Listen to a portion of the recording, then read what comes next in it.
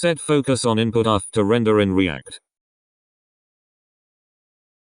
What's the React way of setting focus on a particular text field after the component is rendered? Documentation seems to suggest using refs. For example, set ref equals name input on my input field in the render function, and then call this.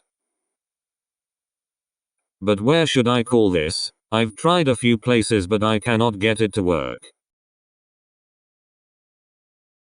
You should do it in component did mount and refs callback instead. Something like this. Component did mount this name input focus.